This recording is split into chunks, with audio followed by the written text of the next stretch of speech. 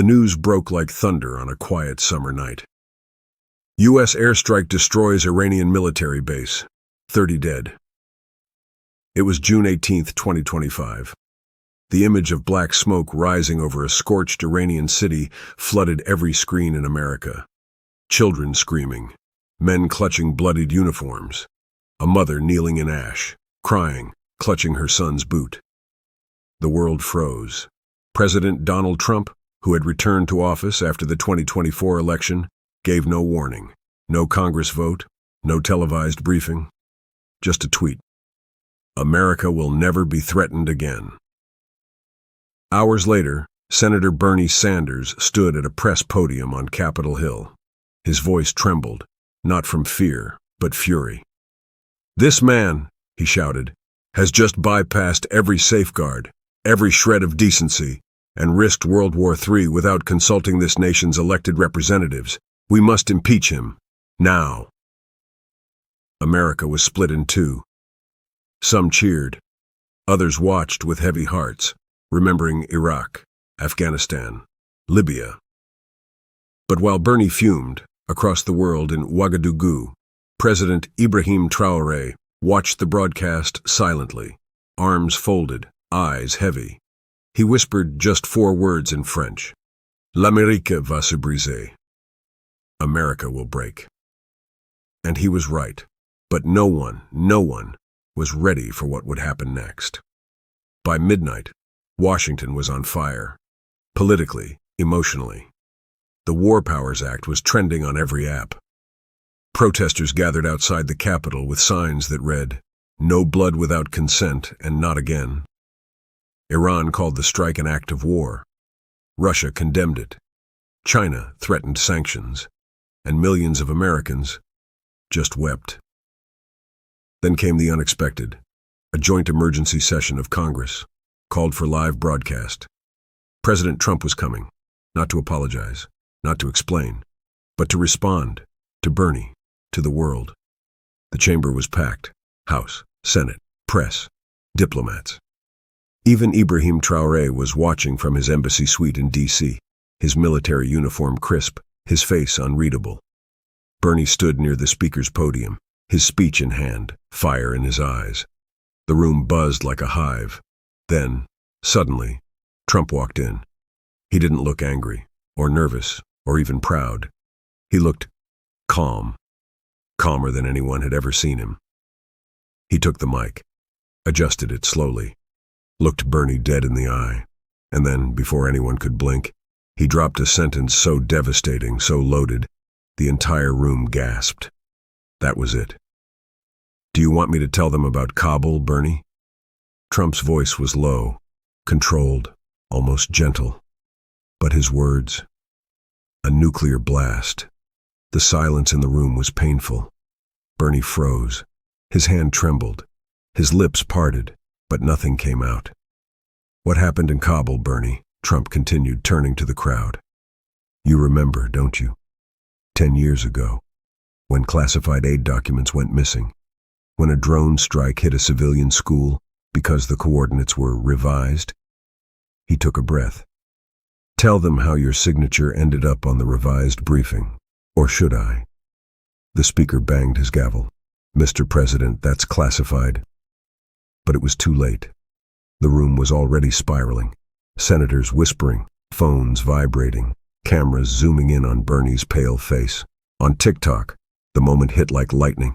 Trump silences, Bernie, Kabul files, Iran bombing truth. People weren't cheering. They weren't laughing.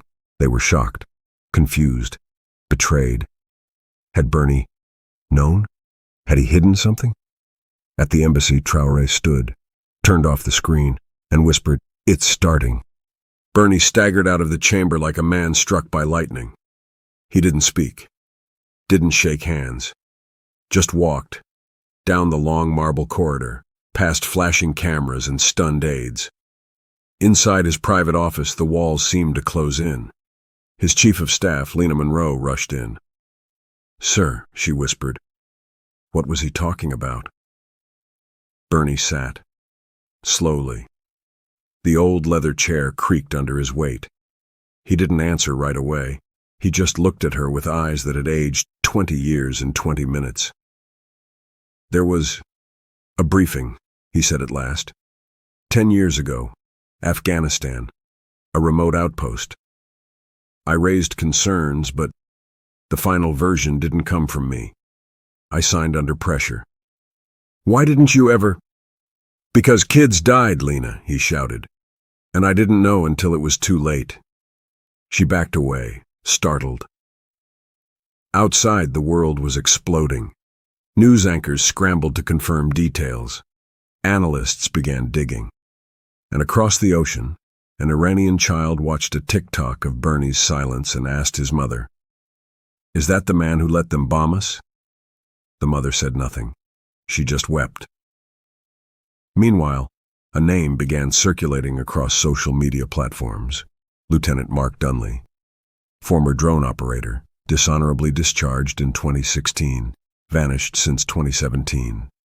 But now in June 2025, his old encrypted military blog reactivated, posting cryptic messages. It wasn't Trump who gave the order in Kabul. Search FOIA 887 Kabul D. Investigative journalists scrambled. The file, still redacted, hinted at a meeting, attended by Bernie, a junior CIA liaison, and a man known only as Shadow 6. The media frenzy was unstoppable. Bernie tried to speak on MSNBC, but every word came out hollow. "This is a distraction," he said. "We need to focus on the illegal Iran airstrike, not ancient ghosts." But Americans weren't listening. They remembered Kabul now. They wanted answers, and a new trending hashtag exploded. "Warren, tell us, Bernie." Even progressive voters began to waver. At a small town hall in Michigan, an old Afghan veteran stood up during QA, shaking. "My son served in that region. He never came back. Senator, did you sign that strike order?" Bernie's voice cracked. "I didn't mean to." "But you did." The room fell still. As America burned with anger and doubt, a new face entered the spotlight. President Ibrahim Traoré, the 36-year-old leader of Burkina Faso, gave a brief but powerful interview on Al Jazeera International. He spoke calmly, wearing his signature olive green fatigues, flanked by 2 female advisors and a Pan-African flag. "America is not just at war abroad," he said. "It is at war with its own memory." The journalist leaned forward. "Do you believe President Trump was right to expose that sentence?" Traoré paused. "I believe truth must come, whether it bleeds or not. But truth without reconciliation leads to ruin." His clip went viral in hours. People admired his strength, his calm, his balance. American youth began reposting it, adding captions like, "He speaks with more wisdom than any of our own." Why is Traoré the only adult in the room? Bernie's silence deepened. And Trump? He tweeted just 3 words, "Not done yet." In the quiet halls of the Pentagon, analysts watched Traoré's words again and again. Because buried beneath his calm tone was a warning America didn't fully understand. Yet, the pressure was unbearable. Bernie Sanders hadn't slept. Every network wanted a statement. Protesters marched with signs saying, "Kabul kids' blood is on your hands." But in a hidden room, 2 floors beneath Capitol Hill, a secure archive, an intern named Noah Green stumbled upon a sealed envelope. He was 22, a Georgetown political science student, unpaid, overworked. He wasn't supposed to be in that section, but he had read Dunley's blog post. He searched the file number, FOIA 887 Kabul D. Nothing showed. Then, he found it. A misplaced envelope marked Eyes Only.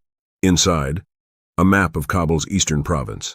A CIA-authored briefing titled, "High Probability Hostile School Site." 3 faded signatures. 01 CIA liaison, 01 military analyst, and the 3rd. He froze. Bernard Sanders. Noah's hands shook. He sat down and wept. He didn't know if this was the whole story. But he knew one thing. The world needed to see it. So, Without permission, he took pictures, uploaded one to Reddit, tagged it, Kabul Truth. Within hours, it hit 2 million views. Within a day, the file reached CNN. The dam was cracking. Outside Bernie's Vermont home, a single protester stood in the pouring rain. She held up a cardboard sign, trembling. It read, "My cousin died in Kabul. Why did you lie to us?" Bernie looked out the window. His wife, Jane, sat beside him, tears in her eyes. She didn't ask him anything. She didn't need to. She'd known for years he was carrying something. She just didn't know it was this. That night, Bernie held a press conference. The cameras rolled. His voice cracked. "Yes," he began, "my signature is on that document. But the final target was not my choice.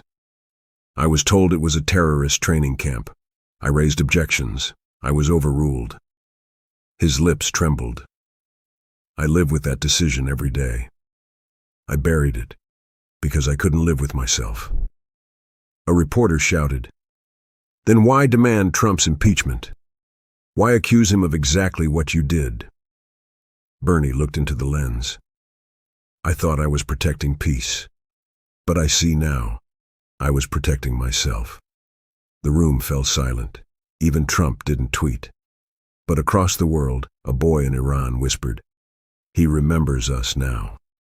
As America reeled, President Ibrahim Traoré made a bold move. He requested to speak, live before the U.S. Congress. No African leader had made such a request in over 50 years. The White House hesitated, but pressure from both parties, fueled by public demand, forced them to say yes. On June 25, 2025, the world watched as Traoré entered the U.S. Capitol, greeted by standing ovation. He spoke from the same podium where Trump had dropped his bombshell sentence. "Truth is not a weapon," Traoré began. "It is a light, and the moment you fear it, you walk in darkness." He didn't defend Trump. He didn't shame Bernie. He told the story of a 7-year-old Afghan boy who lost his legs in a drone strike, and later wrote to the UN, "I forgive you, but please don't forget me." Traoré paused. "I am here to ask America not to forget." The chamber was silent. Even C-SPAN viewership hit record highs. Some wept, some stood, and millions, watching on phones, TVs, and broken hearts, felt something they hadn't felt in years: humanity. Hours after President Traoré's soul-piercing speech, another unexpected message hit the dark web. "I am Shadow 6, and I have the unredacted tapes." No name, no face, but military intelligence officials immediately recognized the code name. An ex-CIA deep field agent turned whistleblower who disappeared in 2017, thought dead. Now, Shadow 6 was alive, and threatening to reveal audio recordings of the original Kabul meeting, including Bernie Sanders' exact words. Within minutes, TikTok, Telegram, Reddit, and X exploded. People didn't sleep that night. They waited. At 3:17 a.m. EST, the first audio clip dropped. It was rough, full of static, but one voice rang clear. "If there's even a 1% chance they're using children as shields, we can't afford to wait. We act now." Bernie. Another voice pushed back. "Senator, we don't have full confirmation." Bernie again. "History won't remember caution, it'll remember silence." The world stopped. This wasn't just a mistake. This was complicity. And in bedrooms across America, thousands wept because they had trusted him. In a quiet corner of D.C., Ibrahim Traoré watched the clip. His eyes did not move. He whispered, "The world will remember this night." While America debated Bernie, a small hospital in Tehran received an anonymous donation.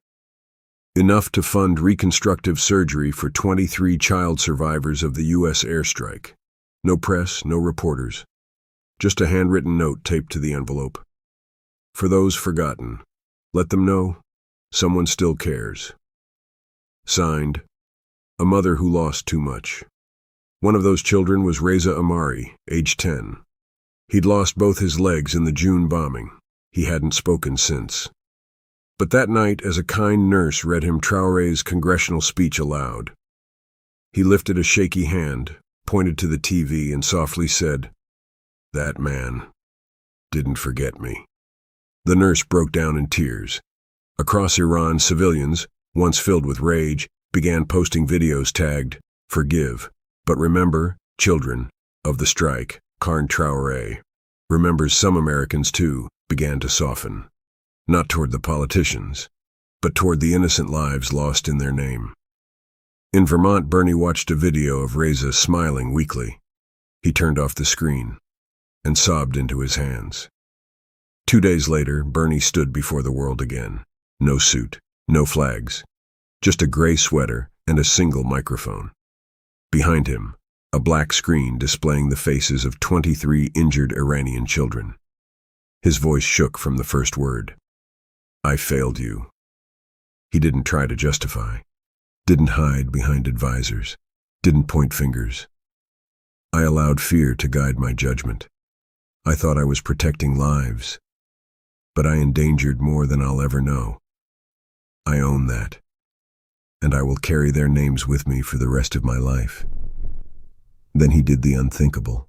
He stepped down from the Senate, effective immediately. Gasps filled the press room. No applause, no outrage, just tears. He turned, walked out of the room, and disappeared into the Vermont snow. Millions posted tributes. Redemption. In truth, Bernie steps down. We remember Kabul. In Burkina Faso, Ibrahim Traoré released a single tweet. "No man is above truth, and no truth is above forgiveness." And that tweet became the most shared message in 2025. 3 days after Bernie's resignation, President Donald Trump requested airtime for a final national address on the Iran controversy. The networks hesitated. The nation was still raw, emotions high. But pressure from Congress and record-breaking public demand forced them to agree. 8 p.m. sharp, the broadcast began. Trump sat behind the resolute desk, the American flag behind him. No teleprompter, no staff. "Good evening, America," he said. "You already know what I did." He paused. "But what you don't know is why." He pulled out a folder, opened it. 6 weeks ago, U.S. intelligence confirmed that a new weapons lab was being constructed in Iran, disguised as a Red Crescent hospital. It would have been operational by July.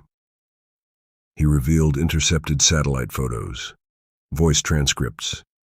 Unlike 10 years ago this time, we knew for sure. Then came the twist.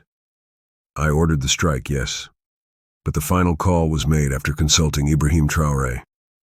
The world froze. Trump leaned forward. "He warned me," he said. "If the children are real, don't fire. If the weapons are real, you must." Trump exhaled. "He made me wait 3 hours, to be certain." And in those hours, some children were evacuated. 3 hours. That's how long Ibrahim Traoré bought the world. While Trump's war room pressured him for confirmation, Traoré activated an underground intelligence network stretching from Mali to Turkey to Iran.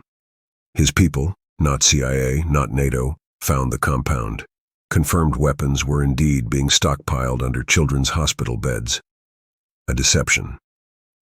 But Traoré did more. He personally called 2 rebel commanders and negotiated a ceasefire corridor so that aid workers could evacuate civilians without alerting the Iranian government. No one expected that from an African president. No one knew, until now. Trump finally admitted Ibrahim Traoré prevented a massacre. Clips from Trump's broadcast flooded the internet. Our Traoré saved them behind the strike. Our Africa speaks truth. Even Trump's critics admitted this wasn't reckless war. It was calculated, timed, reluctantly done, and guided by the calm voice of a West African soldier president who never raised his tone, just his standards. In Iran, Reza's nurse cried again, this time with gratitude. Her voice cracked. He bought us those hours. He gave the world time. The next morning, the American flag flew at half-mast, not for a politician, not for a general, but for the 23 children caught between two countries' mistakes. A bipartisan resolution passed unanimously. A memorial would be built in Washington, D.C., with 23 stone lanterns, each engraved with the names of the injured children, and one left blank for the ones never found. Bernie attended, standing in the back, anonymous. President Trump stood beside Traoré, live on C-SPAN. He turned to him and said, "You didn't just stop a war, you changed what leadership looks like." Traoré didn't smile. He simply whispered, "Leadership is silence before the scream, listening before launching."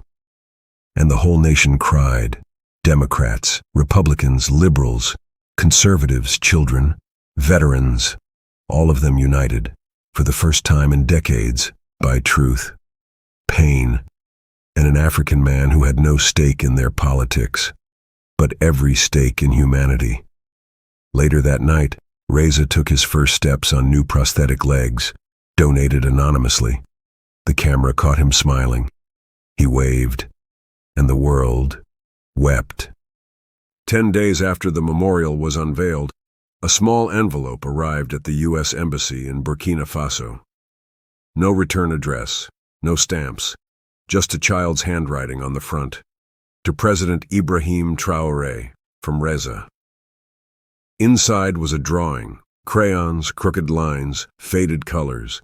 It showed a soldier in green holding hands with a smiling child in a wheelchair. The back had just 7 words, written carefully. "Thank you for not forgetting about us."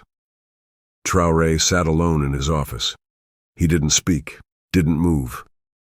His hands trembled slightly as he placed the letter in his breast pocket, close to his heart. Then he walked outside. The courtyard was quiet. Soldiers snapped to attention, but he lifted a hand. No salutes today.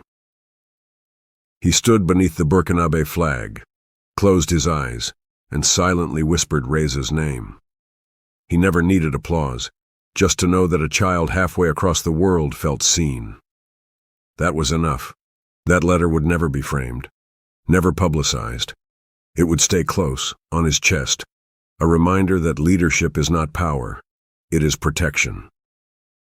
And the world had finally started listening. Weeks passed. The world slowly exhaled.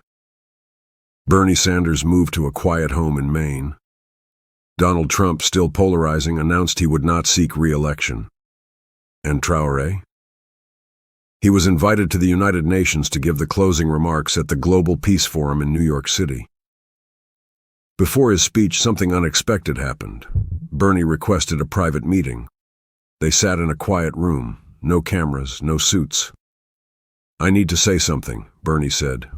Traoré nodded. "I was wrong," Bernie whispered. "I buried the truth for too long, and I accused a man who did what I never could. Wait." Traoré leaned forward. "I don't need an apology," he said. "I need your voice." Bernie looked confused. "You carry weight with the broken, Bernie, with the grieving, with the disillusioned. If you speak truth now, they will follow." Bernie didn't speak. He just reached into his coat and handed Traoré a folded paper. It was the original Kabul memo, his name signed at the bottom. "This time," he said, "the truth goes public." Traoré nodded. One tear slid down Bernie's cheek. The UN chamber was full. World leaders, journalists, activists, students, survivors. President Ibrahim Traoré stepped onto the stage, not with a grand speech, but with a story. He told them about Reza, about Bernie, about the hospital bombing, about the letter with crayons, and about waiting 3 hours to fire a missile the world had already accepted. He closed his eyes briefly. Then, as millions watched live around the globe, he said, "America was not broken by war. It was broken by fear of the truth. But when truth finally spoke, even through pain, the healing began." The room fell into a silence so complete, it was almost holy. He turned to the cameras one last time. "This is not a speech," he said. "It is a promise. If your leaders ever forget the innocent, we will remind them." The applause was thunderous, but Traoré had already stepped down. He walked past the flags, out into the cool New York wind, and looked up at the stars, knowing 23 lights would never be forgotten. You made it to the end. Now pause. Take a breath. Let this story settle in your heart. Did this story make you cry? Did Reza's letter stay with you?